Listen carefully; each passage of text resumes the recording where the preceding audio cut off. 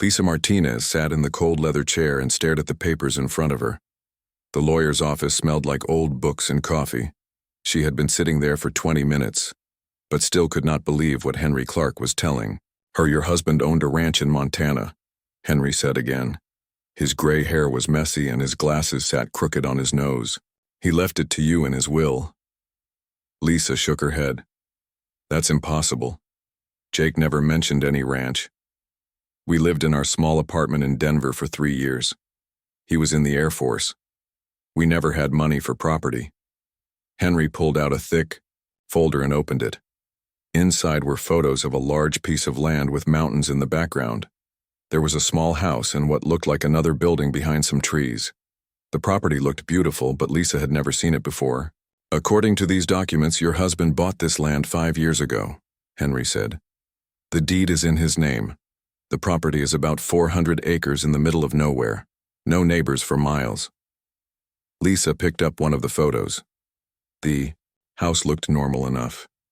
It was white with a red roof and a front porch. But something felt wrong about the whole thing. How did he pay for this? Jake made $30,000 a year. This land must cost more than that. The papers show he paid cash, Henry said. $200,000. That's impossible, Lisa said. Her voice was getting louder. We shared a bank account. I would have known if he had that kind of money. Henry reached into his desk drawer and pulled out a sealed envelope. It was thick and heavy. On the front was written, "For Lisa only, open at the ranch," in Jake's handwriting. He left this for you too, Henry said, with specific instructions that you should only open it when you get to the property. Lisa took the envelope. Her hands were shaking. Jake had been dead for 3 months now. The military told her he died in a training accident. They said it was classified and she could not know the details. Now she was finding out he had secrets she never knew about. There's something else, Henry said. He looked uncomfortable. The property has been listed as government land for the past 5 years. No one has been allowed to go there, not even military people, but somehow the deed is still in your husband's name. Lisa felt dizzy. Nothing made sense. Jake was a communications specialist in the Air Force. He fixed radios and satellite equipment. Why would he own secret government land? Why would he have $200,000? Why did he never tell her about any of this? I need to see this place, she said. Henry nodded. I thought you might say that. Here are the keys and the address. But Lisa, I have to warn you. I called the local sheriff up there yesterday. He told me some strange things about that property. What kind of strange things? People in the nearby town say they see lights in the sky above that ranch at night. Bright lights that move in ways that planes don't move. The sheriff says there are rumors about government experiments. He advised me to tell you to sell the land without ever going there. Lisa stood up and put the envelope in her purse. I'm going anyway. Jake was my husband. If he left me this land, there must be a good reason. Henry handed her a folder with all the paperwork. Be careful, Lisa. I've been a lawyer for 30 years. I've never seen anything like this before. Lisa drove home to her apartment and packed a bag. She did not sleep that night. She kept thinking about Jake and all the times he came home late from work. He always said he was working on important projects but could not talk about them. She thought it was just normal military stuff. The next morning, she got in her car and started driving toward Montana. The trip would take 12 hours. She had plenty of time to think. Jake had always been quiet about his work, but she never thought he was hiding big secrets from her. They talked about everything else. Their future together. The house they wanted to buy. The children they planned to have. Now Jake was gone and she was learning that maybe she never really knew him at all. The drive through Colorado was beautiful. The mountains were covered with snow and the sky was clear and blue. But Lisa could not enjoy the view. Her mind was full of questions. Why did Jake buy land in Montana? Where did he get the money? Why was the government involved? What was in the envelope she was not supposed to open until she got there? She stopped for gas and food in a small town near the Colorado-Wyoming border.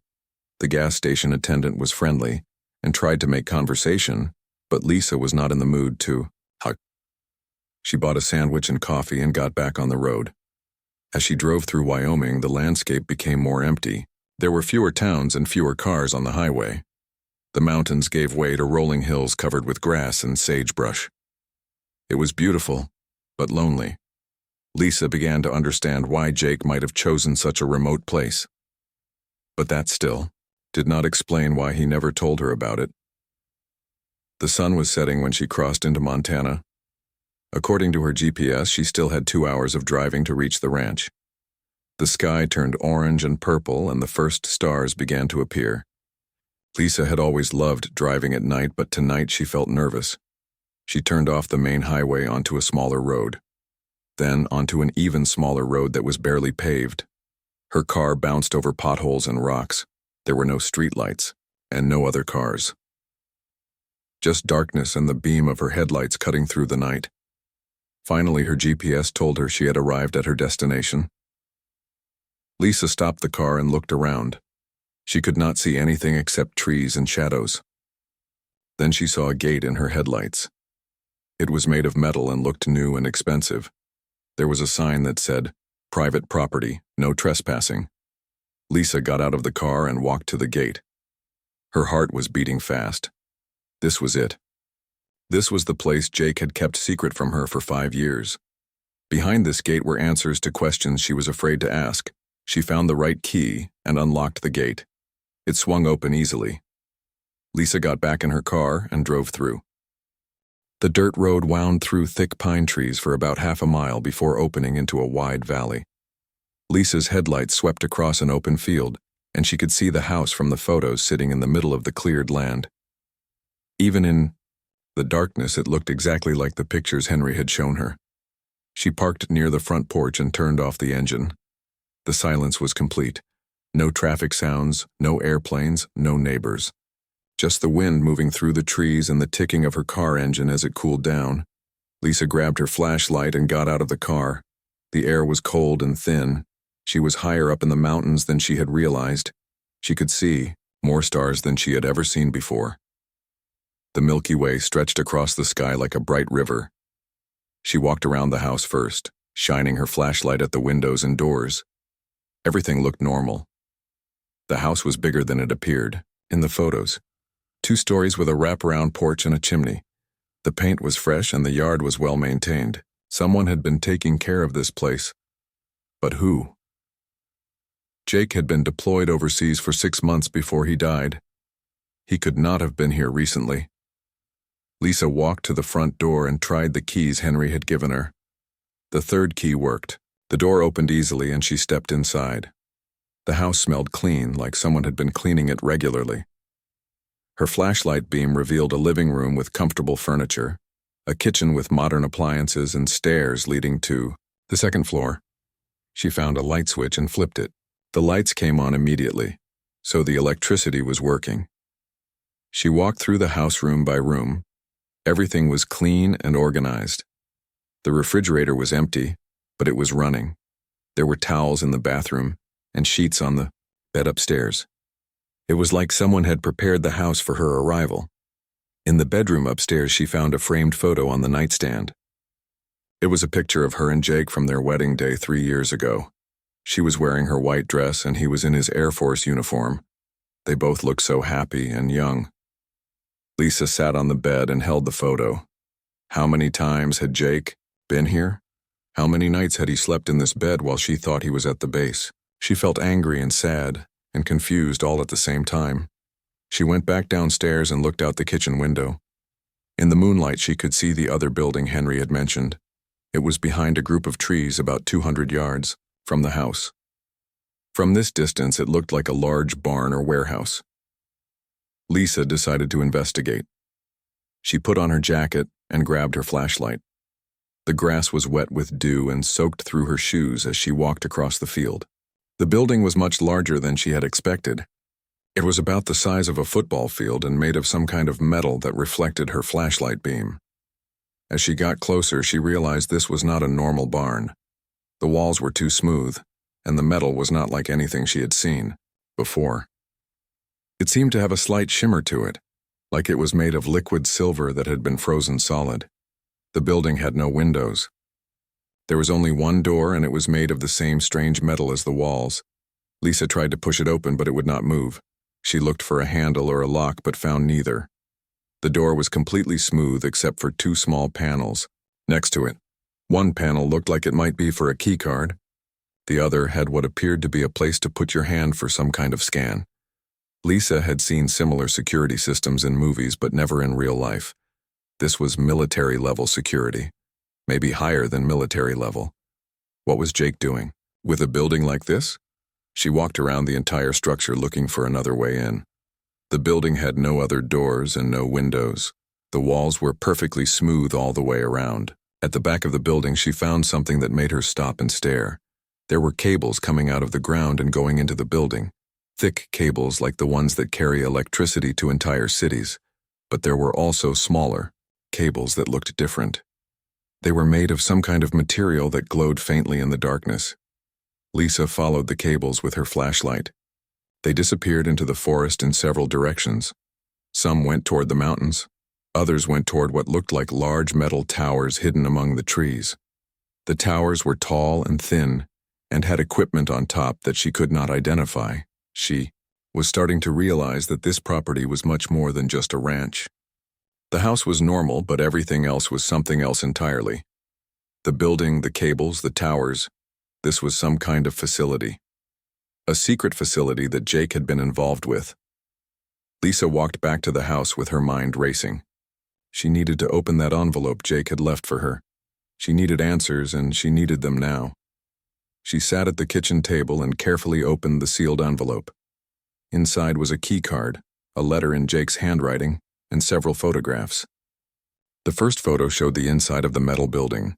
It was full of equipment that looked like it belonged in a science fiction movie.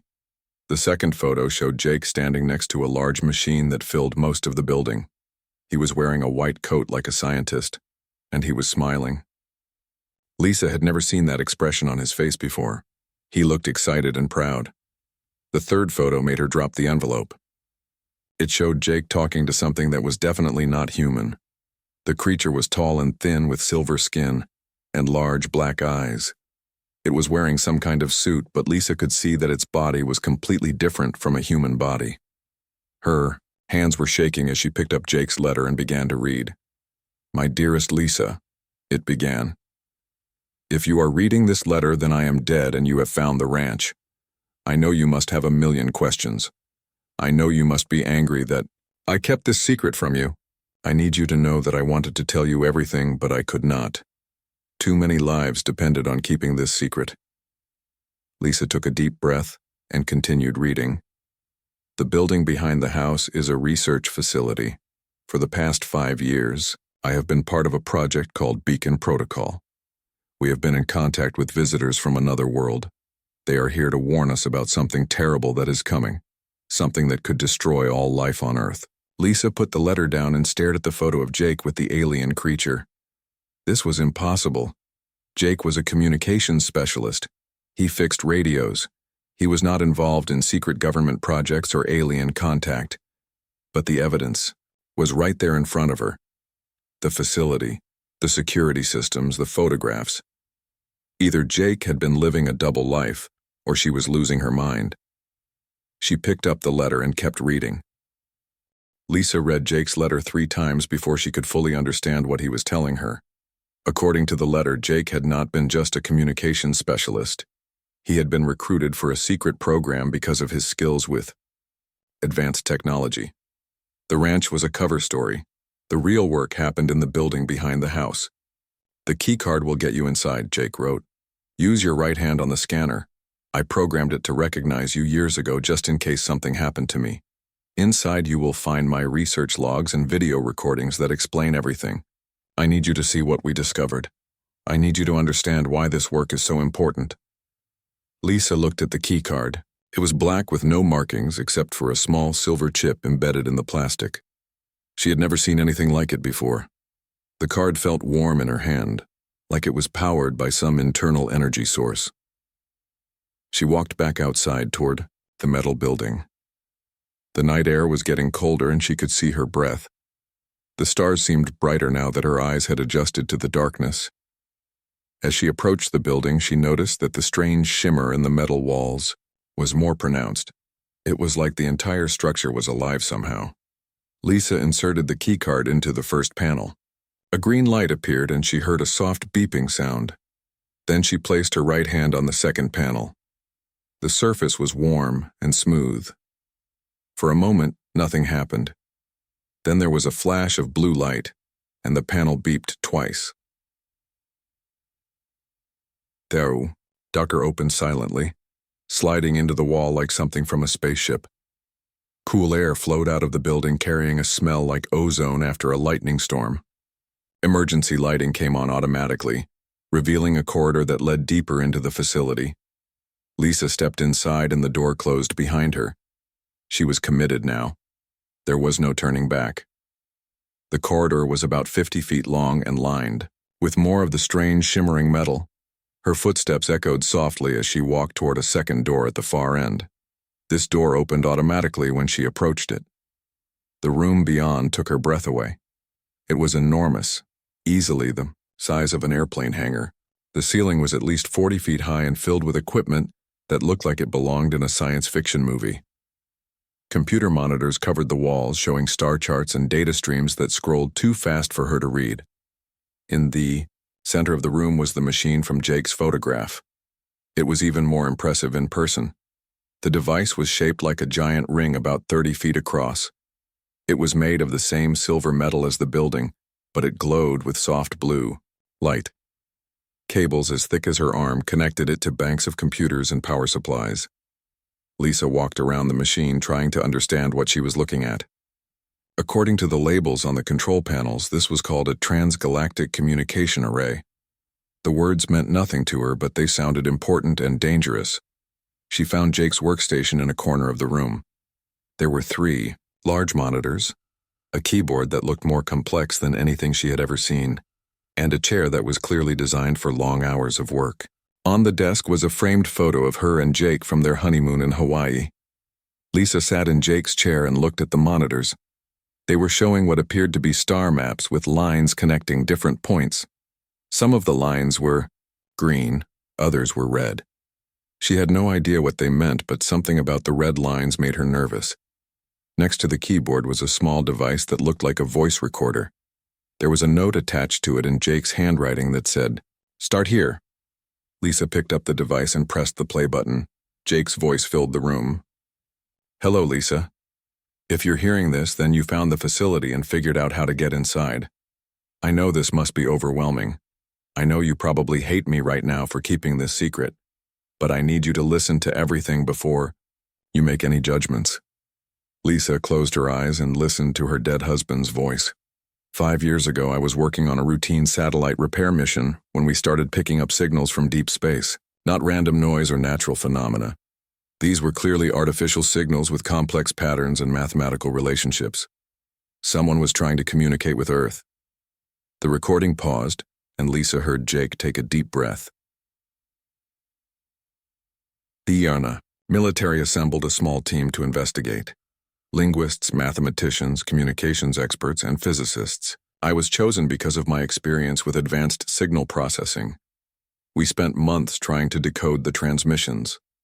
When we finally succeeded, we realized we were dealing with something extraordinary. Another pause. The signals were coming from a spacecraft in our solar system. The beings on that ship call themselves the Kithara.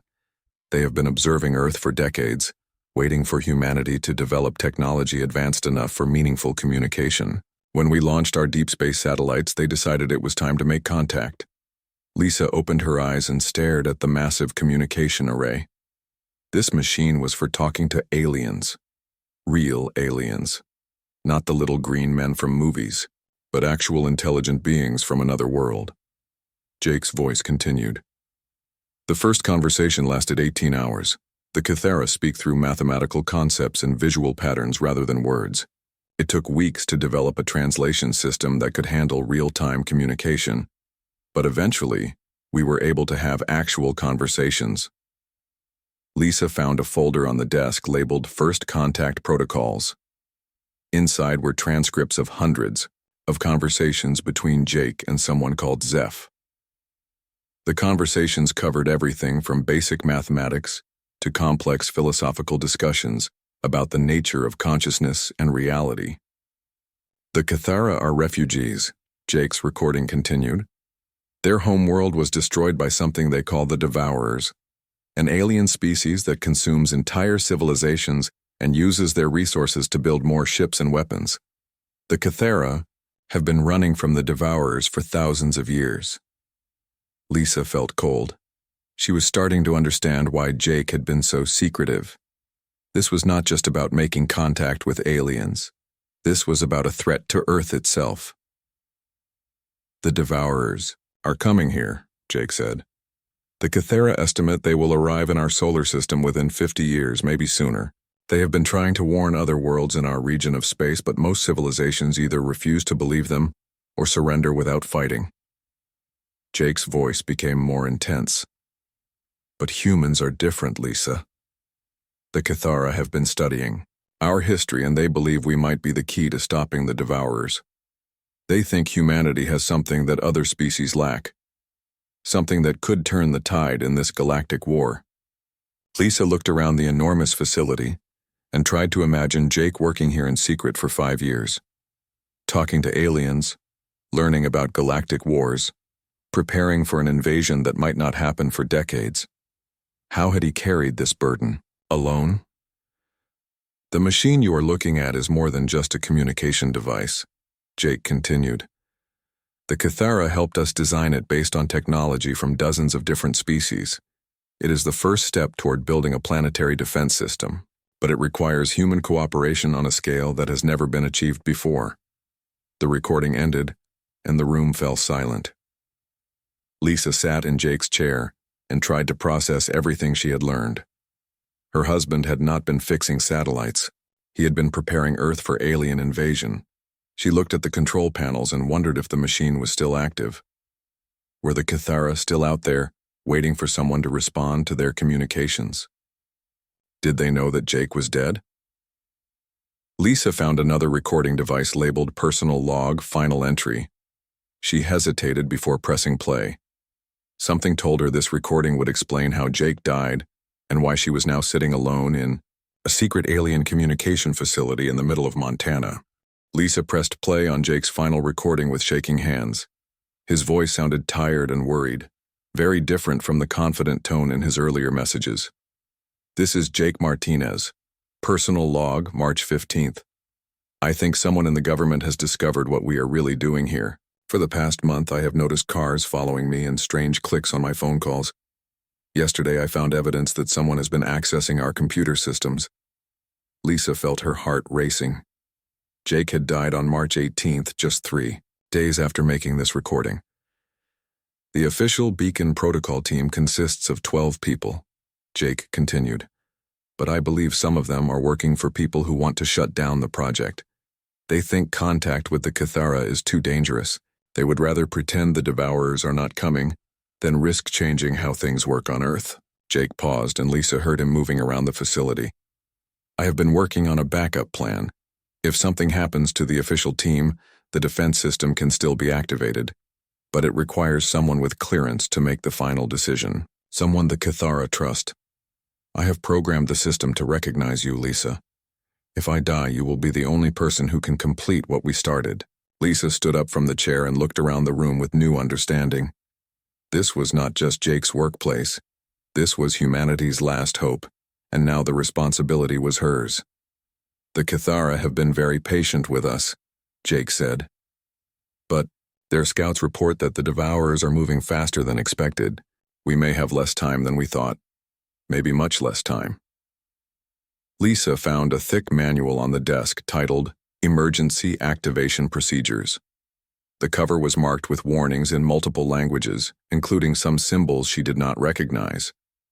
Inside were step-by-step instructions for something called Global Defense Grid Initialization. Jake's recording continued. I need to explain what makes humans special. The Cathara have contacted 47 different intelligent species over the past 1,000 years. 43 of those species were completely destroyed by the Devourers. 4 species survived by hiding in remote parts of the galaxy. Lisa flipped through the manual while listening. The diagrams showed a network of communication towers spread across every continent on Earth. The towers would be connected to satellites that could coordinate defensive actions on a planetary scale. But humans are different from every species the Kithara have encountered.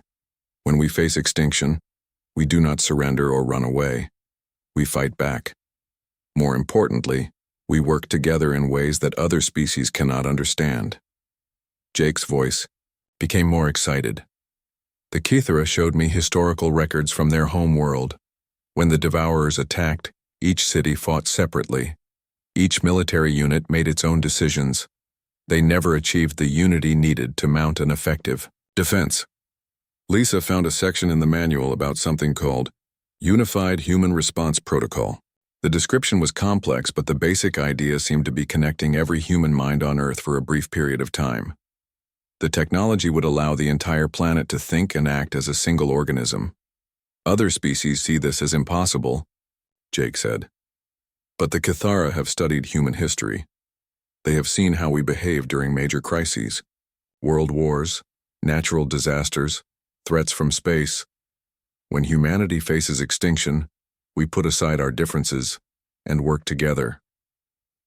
Lisa remembered learning about World War II in school, how countries that had been enemies for centuries suddenly became allies when faced with a common threat, how ordinary people made extraordinary sacrifices to protect strangers they would never meet. The defense grid is not just a weapon system, Jake explained. It is designed to amplify the natural, human ability to cooperate under pressure. When the Devourers arrive, every person on Earth will know exactly what needs to be done and how to do it. Lisa heard a sound in the background of Jake's recording. It sounded like alarms going off. "I have to go," Jake said quickly. "Someone is trying to break into the facility. Lisa, if you are hearing this, then they succeeded in stopping me. But you can still save everyone. The Kithara are waiting for a signal from Earth. They have ships and weapons ready to help us fight. But they need proof that humanity is ready to work together." The recording ended abruptly. Lisa sat in silence for several minutes, trying to understand the magnitude of what Jake was asking her to do. She was supposed to activate a planetary defense system that would connect every human mind on Earth. She was supposed to make contact with alien allies and coordinate a defense against an invasion that might happen at any time. 3 days ago, her biggest worry was paying the rent on her apartment. Now she was responsible for the survival of the human race. Lisa walked over to the communication array and looked at the control panels. Most of the displays showed green lights, but some were red. According to the manual, red lights indicated system failures or missing components. If she was going to contact the Kithara, she would need to fix whatever was broken. She found a headset hanging near the main console and put it on. The device was surprisingly light and comfortable. When she pressed a button labeled Audio Test, she heard a soft humming sound that seemed to come from inside her head rather than through her ears. "Hello," she said quietly. "This is Lisa Martinez. I am Jake's wife. Can anyone hear me?" For a long moment there was only silence. Then the humming sound changed pitch and became more complex. The large screens around the room began showing new patterns of light and color. The communication array started to glow brighter. "Lisa Martinez," said a voice that was clearly not human. The words came through the headset, but they seemed to bypass her ears entirely and speak directly to her mind. "We have been waiting for you." Lisa nearly fell off the chair. The voice was calm and gentle but completely alien. It had no accent or emotion that she could identify. It was like listening to mathematics speak. "My name is Zeph," the voice continued. "I was Jake's primary contact among my people. We know what happened to him. We are sorry for your loss." Lisa found her voice. "Are you really an alien?" "Yes. My people call ourselves the Kithara. We come from a star system that your astronomers call Kepler 442. Our world was destroyed 67 years ago." The main screen showed an image that took Lisa's breath away. It was a planet covered in blue oceans and silver cities. The cities were made of buildings that looked like they were grown rather than built. Everything curved and flowed in organic patterns that seemed both alien and beautiful. This was our home, Zeph said. 12 billion of my people lived here before the devourers came. The image changed to show the same planet covered in dark ships. The beautiful cities were gone, replaced by massive industrial structures that pumped black smoke into the atmosphere. The devourers do not just kill, Zeph explained. They consume everything. They break down matter at the molecular level and use it to build more ships and weapons. Within 5 years, our entire world was converted into resources for their war.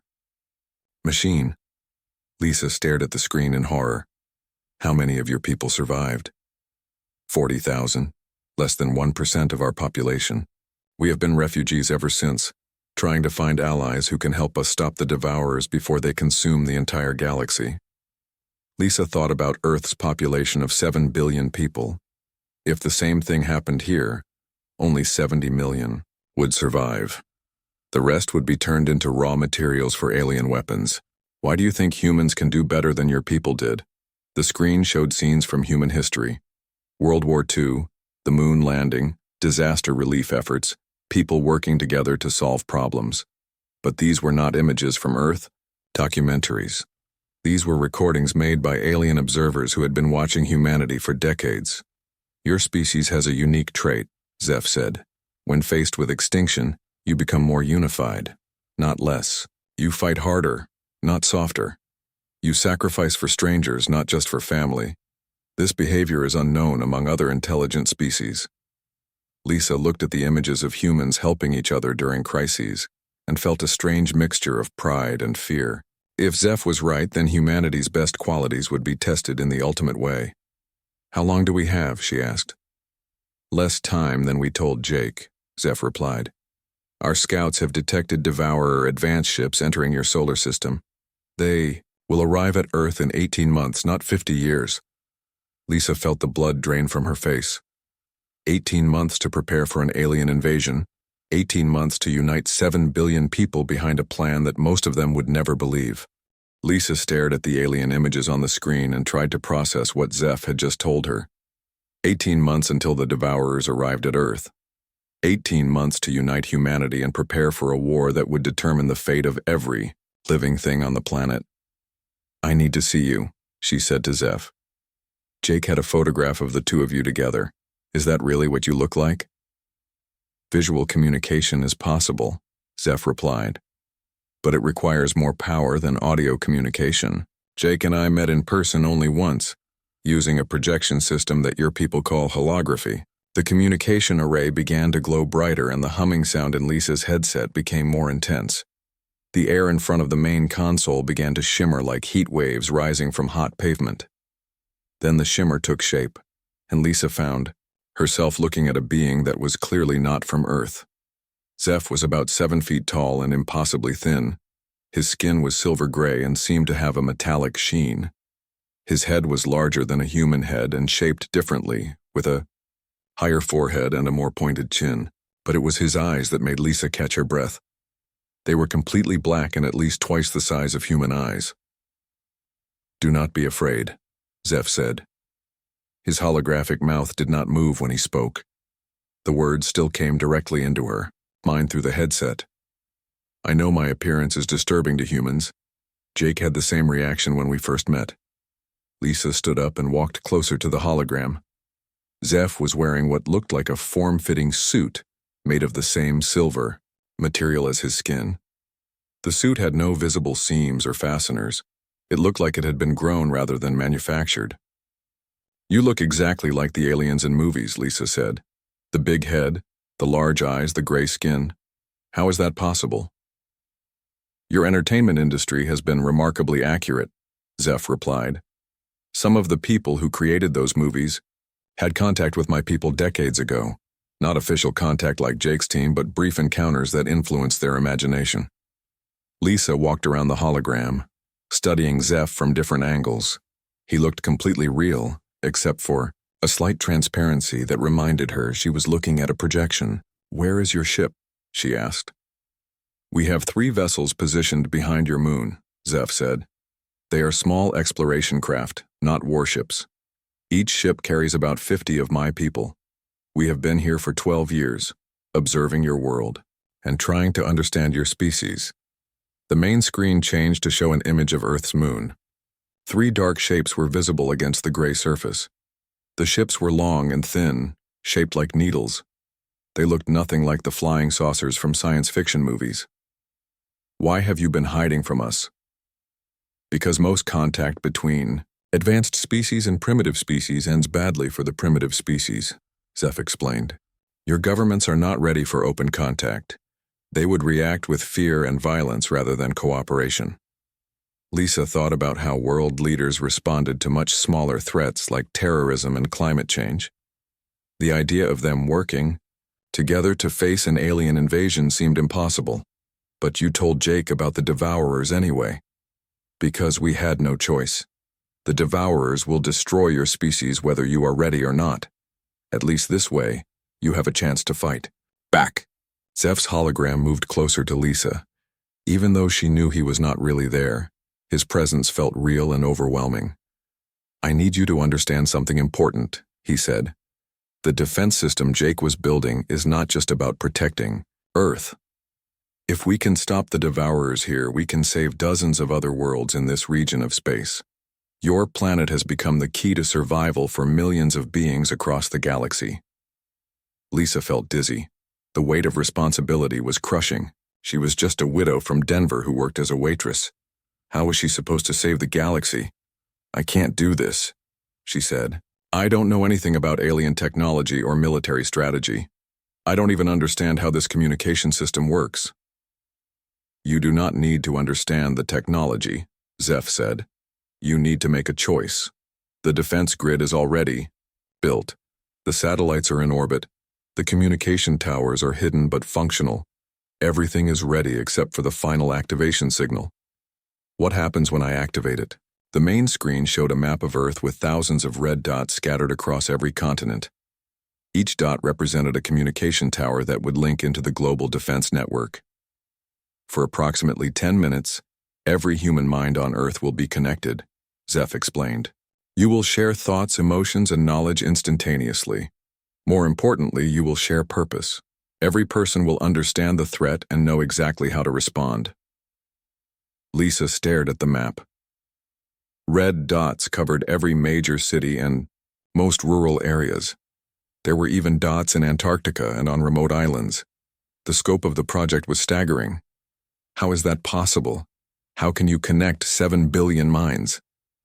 The same technology that allows us to communicate across interstellar distances can link minds across your planet. Your species already has this capability naturally during extreme stress situations.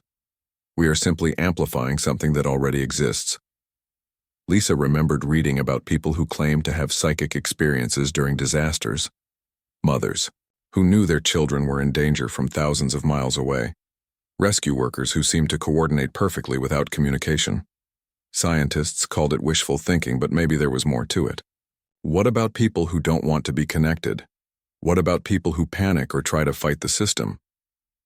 The connection will feel natural to most humans, Zeph said. Your species evolved as social animals who survive through cooperation. The defense grid simply makes that cooperation more efficient. Alarms began blaring throughout the facility.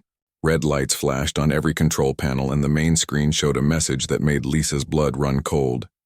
Incoming aircraft, military formation, ETA 4 minutes. They found you, Zeph said urgently. The same people who killed Jake are coming for you. Lisa ran to a window that overlooked the valley. In the distance, she could see lights moving across the sky. Helicopters, at least 6 of them, flying in formation toward the ranch. What do I do? She asked. You have a choice, Zeph said. You can surrender to the military and hope they will listen to reason, or you can activate the defense grid now before they stop you. But you said the Devourers won't arrive for 18 months. Why do we need to activate it now? Because your governments will destroy this facility rather than let the defense grid be activated. They would rather face the Devourers with conventional weapons than risk the social changes that global mind linking would cause. Lisa looked at the approaching helicopters, and then at the control panel for the defense grid. There was a single red button protected by a clear plastic cover. Next to it was a sign that said Global Activation, Authorized Personnel Only. If I activate it now, will it work? Will people understand what's happening? The system will show them images of the devourer threat, Zeph said. They will see what happened to our world and understand what will happen to Earth if nothing is done. They will also see our ships and know that you are not alone in this fight. The helicopters were getting closer. Lisa could hear the sound of their rotors echoing off the mountains. In a few minutes they would land and soldiers would storm the facility. There is something else you must know, Zeph said. Activating the defense grid will change humanity forever. Once 7 billion minds have been connected, your species will never be the same. You will have taken the first step toward becoming something greater than individual humans. Lisa put her hand on the plastic cover protecting the activation button. Her palm was sweating and her heart was racing. Will we still be human? You will be more human than ever before. Zeph replied. You will be everything that makes your species special, amplified and united. The helicopters were directly overhead now. Lisa could see soldiers rappelling down ropes toward the facility entrance. She had seconds to decide. She thought about Jake and his sacrifice. She thought about the billions of people who had no idea their world was about to be invaded. She thought about the silver planet that had been consumed by the devourers and turned into raw materials for war. Lisa lifted the plastic cover and placed her finger on the red button. Lisa hesitated with her finger hovering over the red button. The sound of helicopters filled the air and she could hear soldiers shouting commands outside the facility. In moments, they would break down the door and stop her from activating the defense grid. Tell me again why humans are different, she said to Zeph. Why do you think we can succeed where 43 other species failed? Zeph's hologram moved closer to her. Even though she knew he was not physically present, his urgency felt real and immediate. Your species has a trait that we call inverse fear response, he explained. When most intelligent beings face extinction, they become more selfish and less cooperative. They focus on saving themselves and their immediate families. This makes them easier for the devourers to defeat. The main screen showed historical footage from the Kithra homeworld. Lisa watched alien cities fall as their inhabitants fled in panic. Each group fought separately with no coordination or unified strategy. But humans do the opposite, Zeph continued. When you face extinction, you become more selfless and more cooperative. You risk your lives for strangers. You sacrifice your resources for the common good. You work together in ways that seem impossible to other species. New images appeared on the screen. These were scenes from human history that the Kithera had been observing for decades. People working together during World War II. Volunteers rushing toward the World Trade Center on September 11th.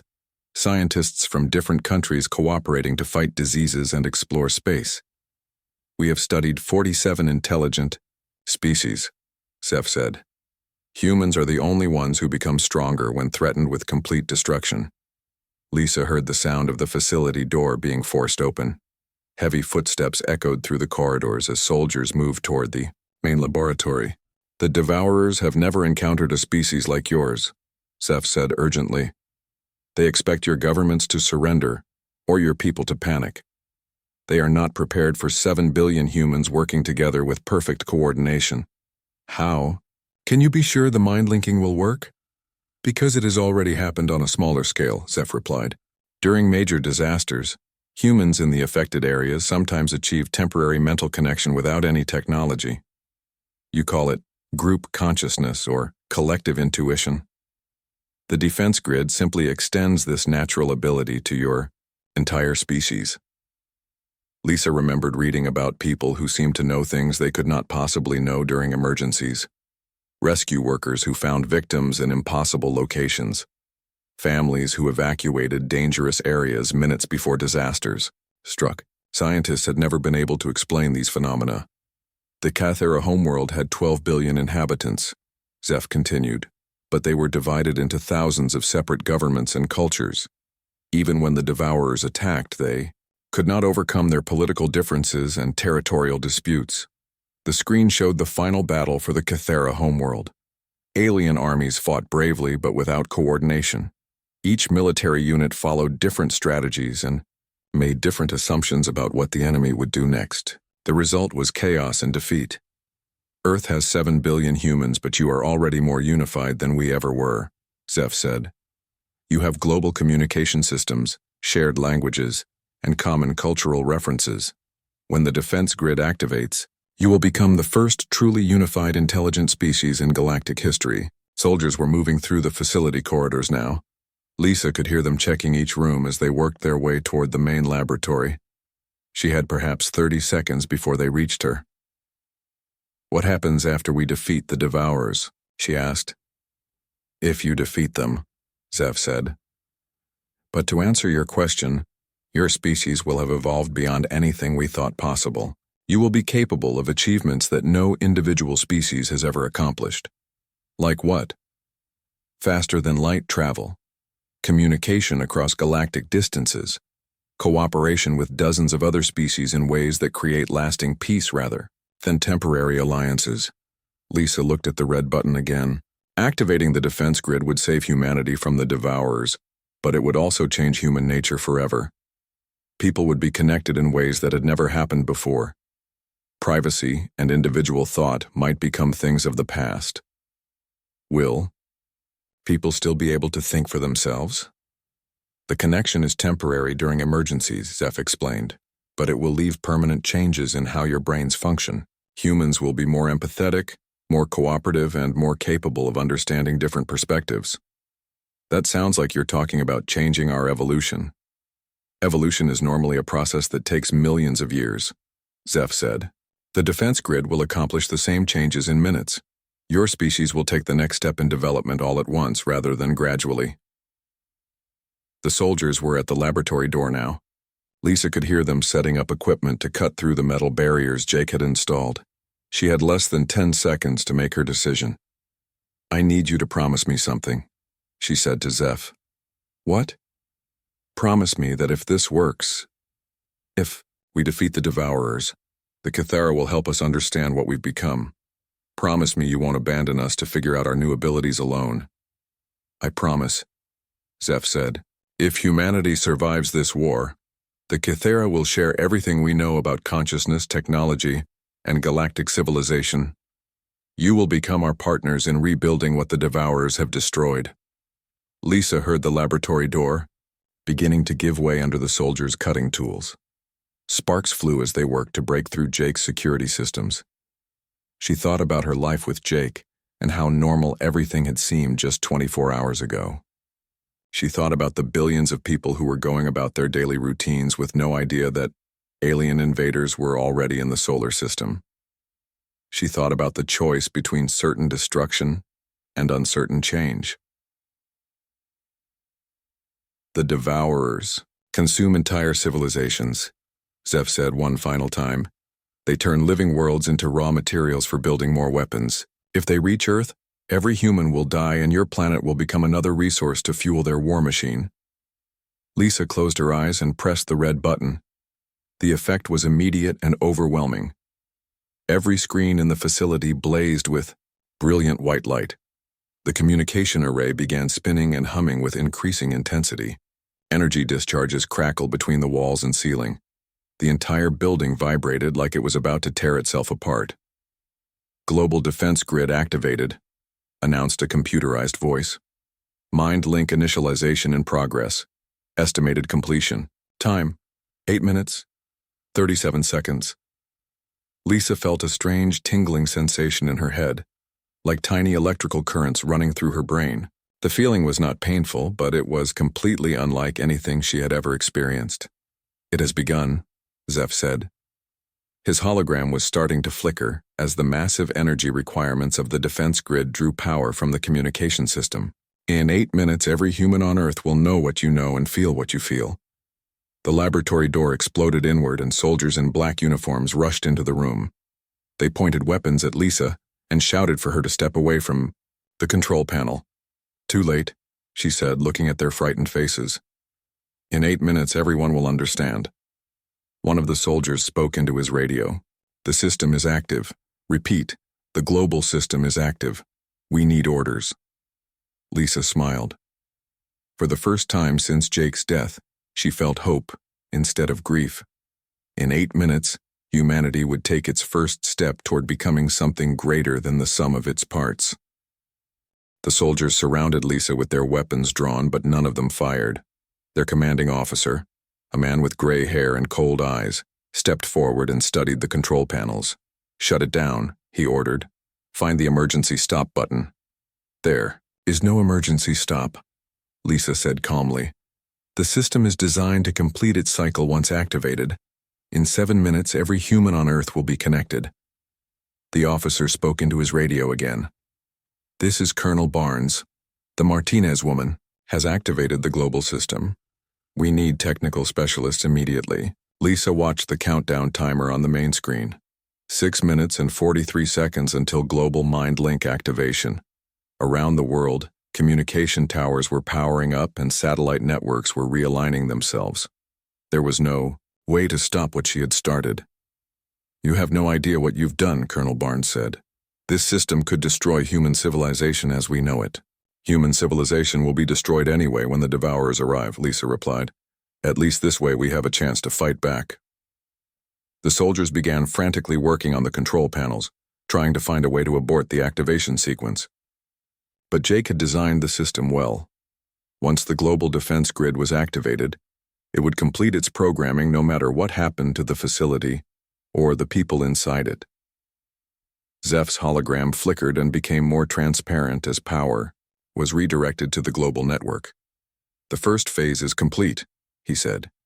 "Communication towers on every continent are now online.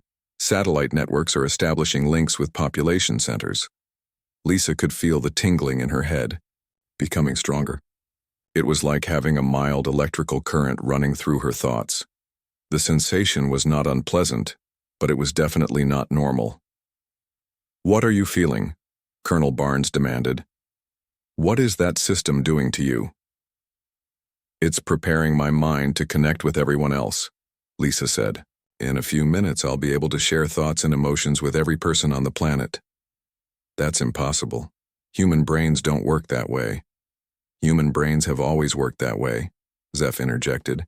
"Your species simply never had the technology to amplify your natural telepathic abilities."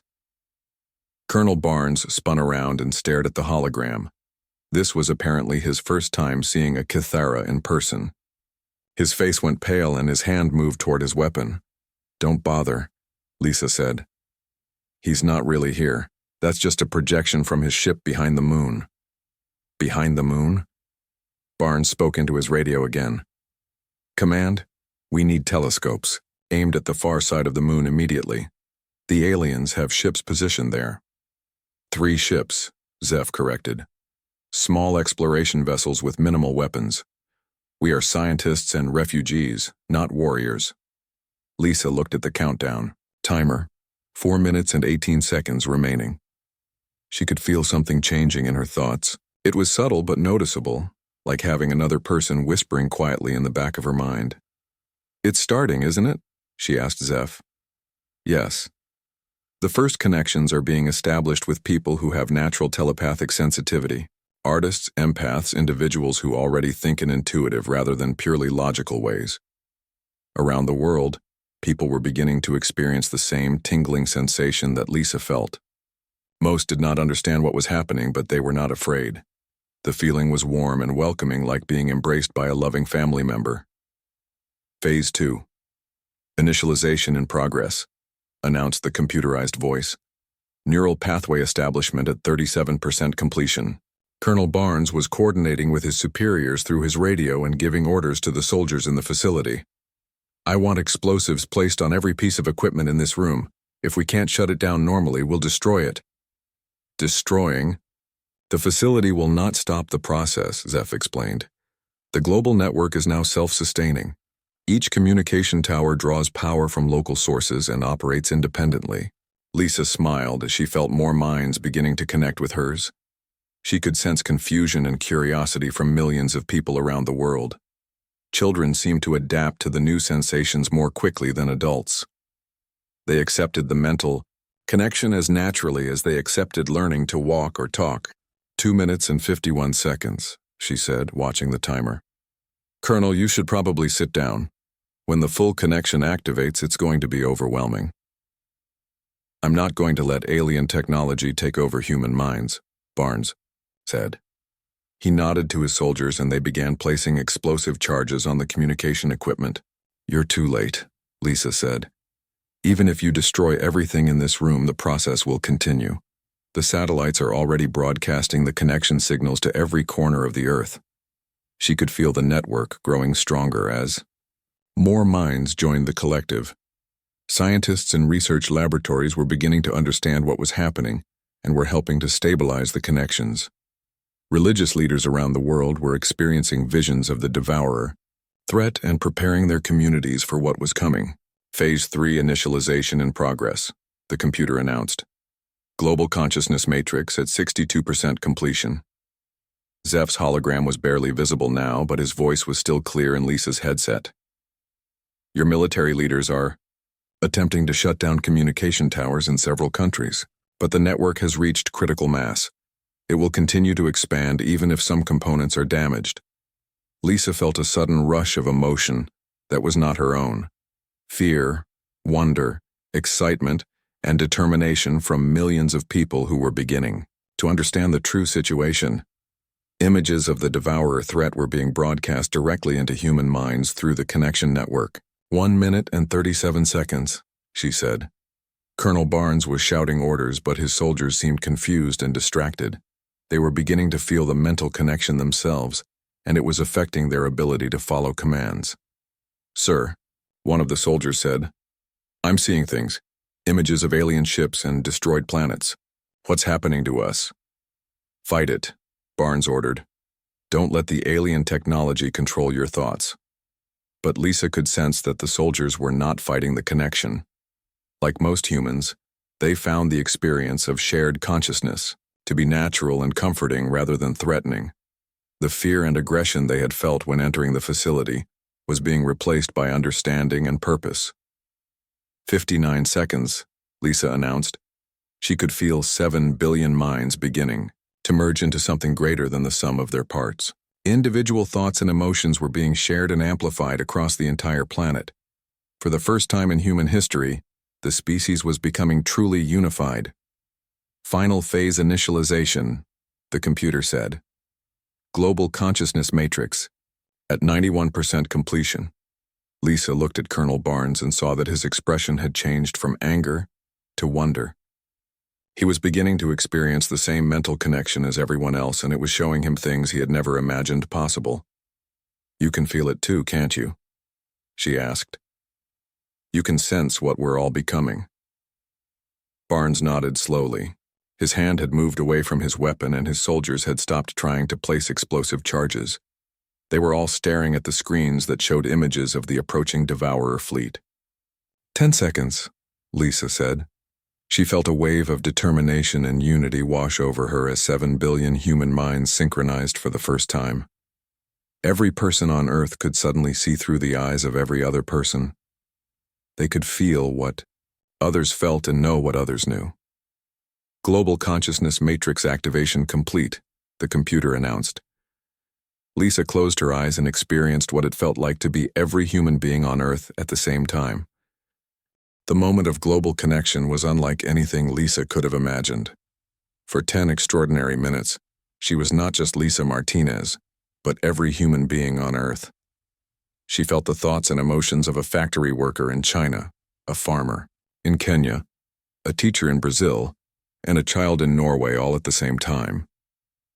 The experience was not chaotic or overwhelming as she had feared. Instead, it felt like coming home after a lifetime of loneliness. Every human mind contributed its unique perspective while working toward the same goal, understanding the threat and preparing to defend their world. Through the global connection, everyone on Earth saw the images that Zeph had shown Lisa. They witnessed the destruction of the Cathara homeworld and understood what would happen if the devourers reached Earth. But more importantly, they saw humanity's potential to fight back in ways that no other species had ever attempted. During those 10 minutes, 7 billion people worked together with perfect coordination. Scientists shared their knowledge instantaneously across all disciplines and cultures. Military leaders coordinated defense strategies without the delays of translation or political negotiation. Engineers began designing weapons and defensive systems that combined the best ideas from every corner of human civilization. When the initial connection phase ended, Lisa opened her eyes and found herself back in the facility in Montana. But she was not the same person who had pressed the red button 15 minutes earlier. The experience of global consciousness had left permanent changes in her brain and in the brains of every other human being on the planet. She could still sense other minds, though not as clearly as during the peak connection. It was like having a constant awareness of humanity as a single organism rather than 7 billion separate individuals. The feeling was comforting and empowering. Colonel Barnes and his soldiers were sitting on the floor of the laboratory with expressions of wonder on their faces. They had experienced the same transformation as everyone else and no longer saw Lisa as an enemy to be stopped. "I understand now," Barnes said quietly. "I saw what's coming. I felt what we can become if we work together." Zeph's hologram had stabilized and was fully visible again. "The first phase of human evolution is complete," he said. "Your species has taken the step from individual consciousness to collective consciousness while maintaining personal identity. This is an achievement that we thought was impossible." Lisa walked to the main console and looked at the screens showing data from around the world. The results were remarkable. In major cities, people were spontaneously organizing into efficient work groups. Scientists were sharing research that had been classified or proprietary just hours earlier. World leaders were calling emergency sessions not to debate or argue, but to coordinate their response to the devourer threat. "How long do we have to prepare?" Lisa asked. 18 months until the main devourer fleet arrives," Zeph replied. "But the advanced scouts will reach Earth in 6 months. They will expect to find a divided and frightened species. Instead, they will encounter something they have never seen before: a truly unified, intelligent civilization." Over the following days, Lisa watched in amazement as humanity transformed itself. The global consciousness connection had left everyone with a deep understanding of what needed to be done and how to do it. People worked with an efficiency and cooperation that had never been seen in human history. Factories around the world retooled themselves to produce advanced weapons and defensive systems based on designs that combined human engineering with Kithara technology. Scientists made breakthroughs in energy production and space travel that would have taken decades under normal circumstances. Artists and writers created new forms of expression that reflected humanity's expanded consciousness. Most remarkably, the social and political changes that many had feared did not happen. People maintained their individual personalities and cultural identities while working together more effectively than ever before. Crime rates dropped to nearly zero as empathy and understanding replaced fear and anger. International conflicts ended not through force but through genuine comprehension of different perspectives. Lisa found herself appointed as Earth's first global defense coordinator, a position that involved working directly with the Kithara and coordinating humanity's preparation for war. The ranch in Montana became the headquarters for planetary defense, expanded with new facilities that could accommodate thousands of scientists, engineers, and military specialists from around the world. 6 months later, when the Devourer Scout ships entered Earth's solar system, they found a world that was completely different from what their intelligence had predicted. Instead of a divided planet with competing governments and conflicting ideologies, they encountered a unified species that responded to the threat with perfect coordination. The battle for Earth's solar system lasted only 3 days. Humanity's Zyke, new defensive capabilities enhanced by Kithara technology and powered by global consciousness, proved to be far more effective than anything the Devourers had faced before. More importantly, Earth's victory sent a signal to dozens of other species that had been hiding from the Devourers for centuries. Within a year, Earth had become the center of the largest alliance in galactic history. Species that had survived by hiding in remote star systems came forward to join the fight against the Devourers. Humanity's unique ability to maintain individual identity, while thinking collectively, made them natural leaders for the Alliance. The final confrontation with the main Devourer fleet took place 2 years after Lisa had pressed the red button in the Montana facility. By then, Earth commanded a coalition of 47 different species with fleets that spanned multiple star systems. The Devourers, who had conquered the galaxy through their enemies' inability to cooperate, found themselves facing an opponent that grew stronger through unity, rather than weaker through division. 5 years after that first day at the ranch, Lisa stood in her office at the Galactic Defense Headquarters and looked out at the rebuilt facility. What had once been a secret research station hidden in the Montana wilderness was now a bustling center of interstellar diplomacy and military coordination.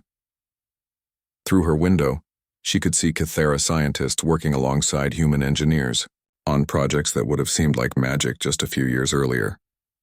Children from a dozen different species played together in the gardens, learning from each other and developing friendships that would shape the future of galactic civilization.